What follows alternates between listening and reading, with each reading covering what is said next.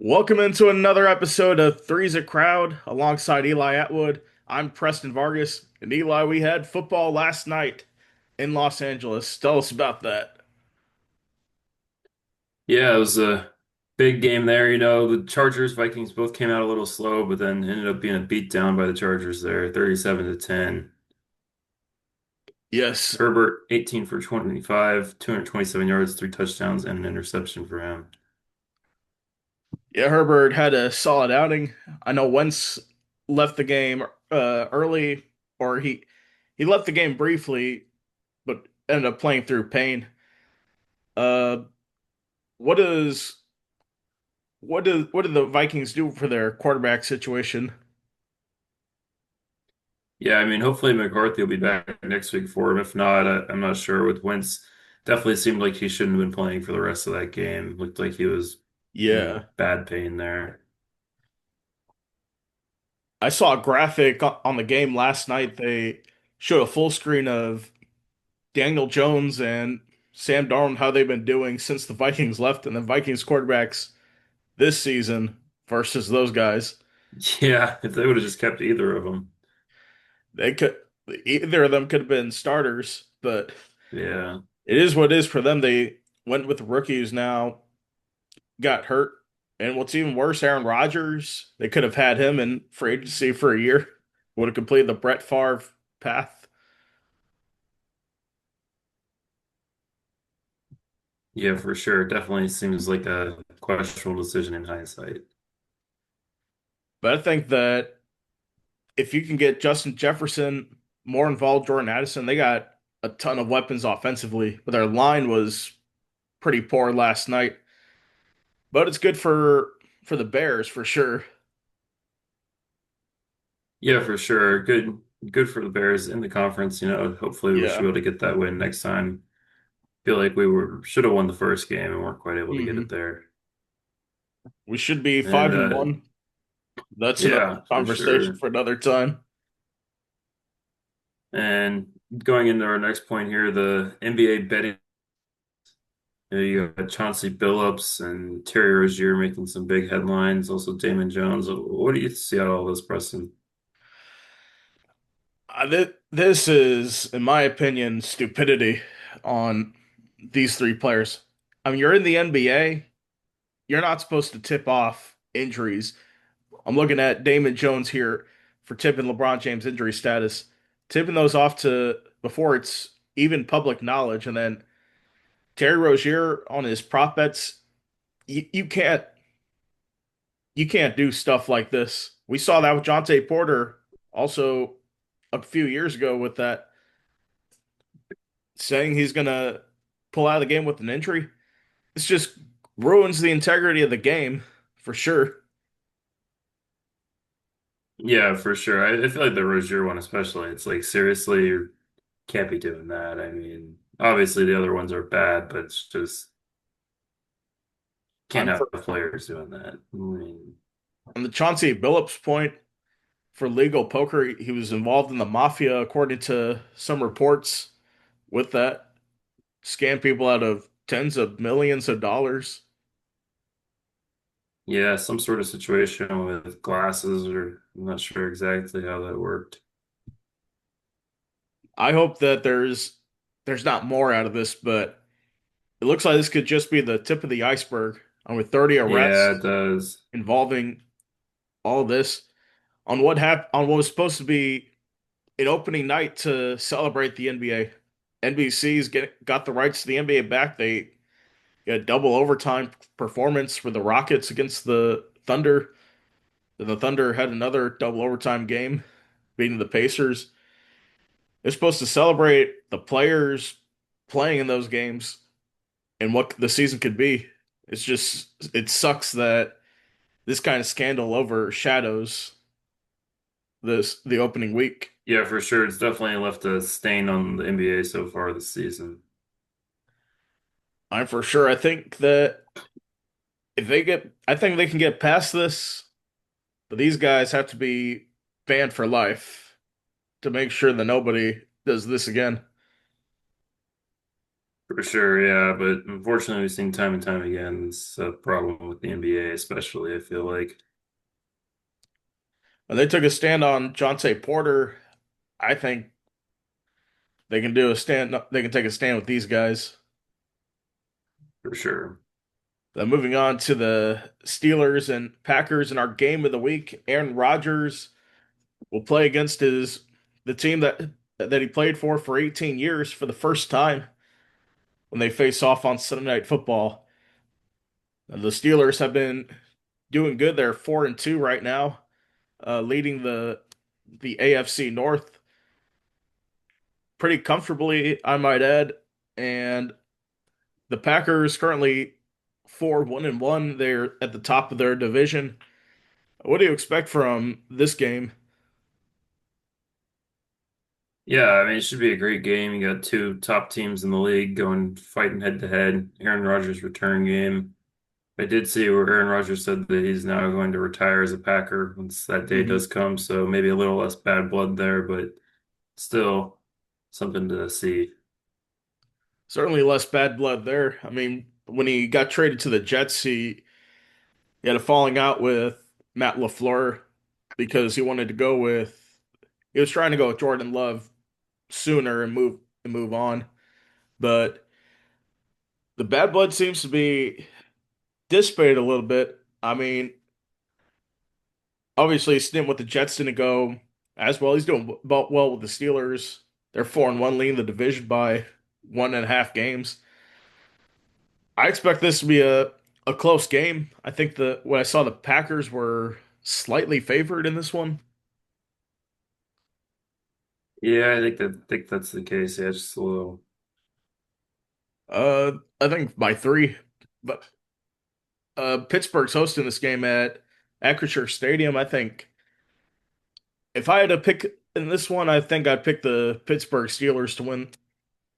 If the defense can uh, be what we thought they were going to be, and Aaron Rodgers plays well, I think that Pittsburgh will win this one. Yeah, I mean, I think I'd be able to take the Steelers at home. The Packers, I feel like maybe have gotten away with a few wins that they shouldn't have this year. Obviously, also had a few dominant victories, but I'm not sure the consistency is quite there yet.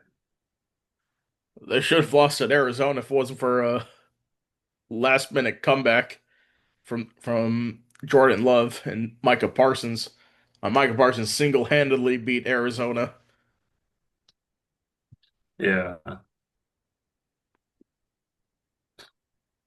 And then going in, got the World Series, game one, the Dodgers versus the Blue Jays. Who do you think is going to come out on top here? And this is the World Series that you picked in our bracket challenge, which you officially won. And I think Yeah. this will be I don't think this game goes to this series goes to 7. Looking at the game one starters, Snell versus Yasevich. I think that Yasevich hasn't pitched that long in games. He's only pitched like 5.2 innings, his longest outing. I think this is more of a bullpen game for the Toronto Blue Jays. I think Blake Snell will be the key for the Dodgers to win game one on the road. Yeah, see how they do there.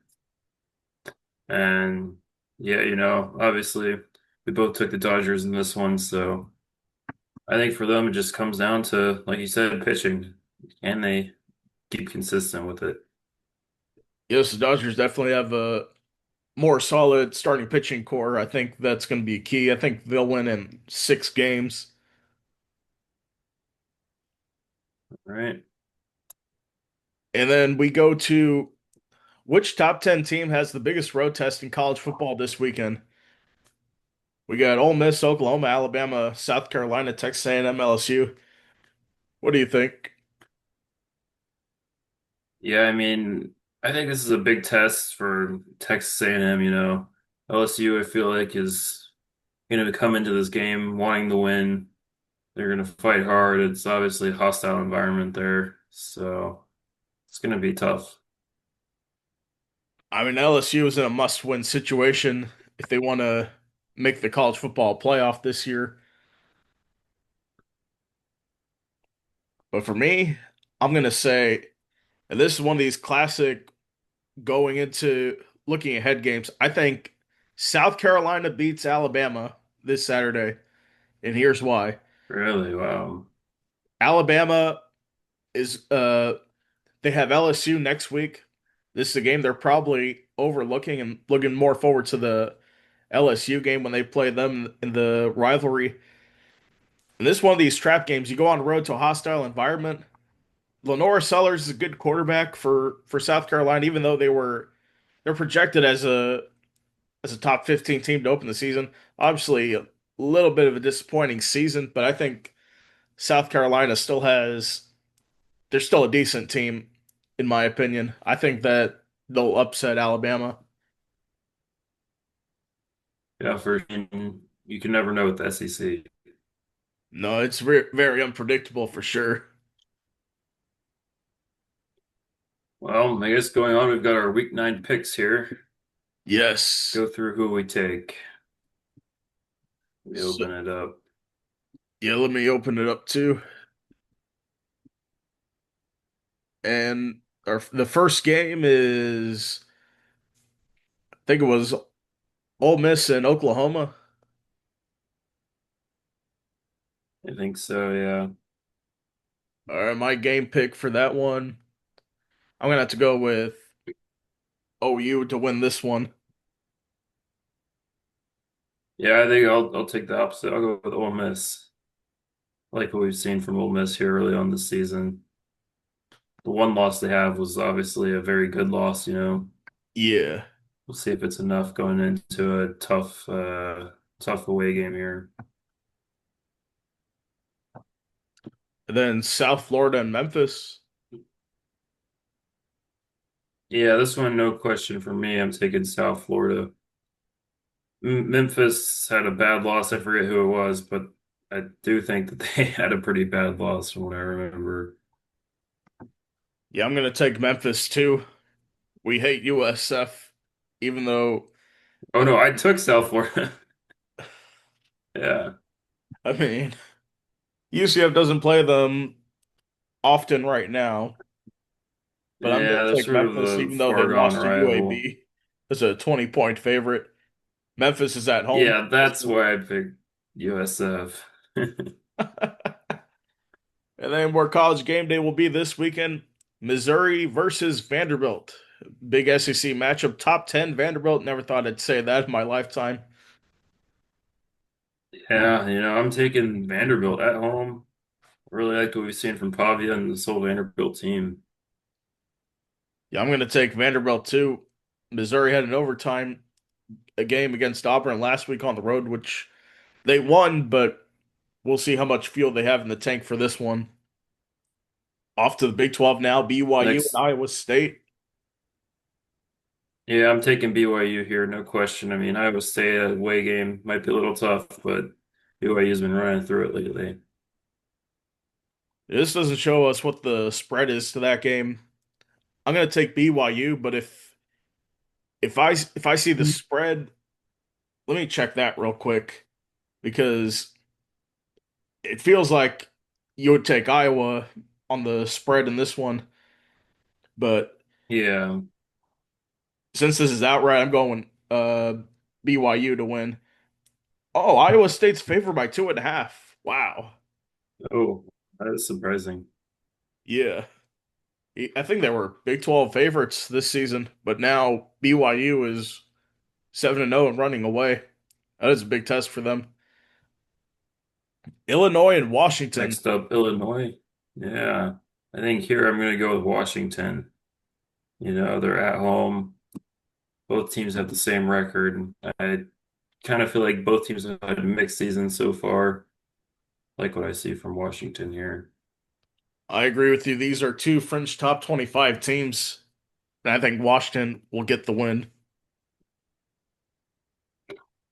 Next up, Minnesota and Iowa. I think this is going to be a classic Iowa win, like 9-10 or something.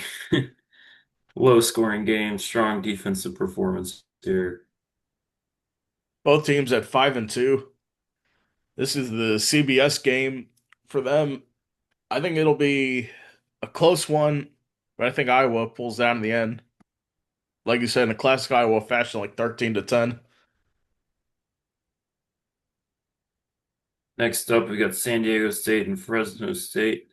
I'm going to take Fresno State here at home.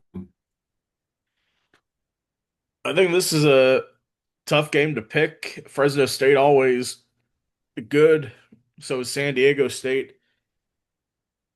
I think I'm gonna have to pick San Diego State on the road. All right. Next up, Cincinnati and Baylor. I like what we've seen from Cincinnati, another UCF rival, but I Yes. got to take them here. No question, Cincinnati over Baylor. They're at home. They got the much better team, like what I've seen from them so far this season. Cincinnati at home.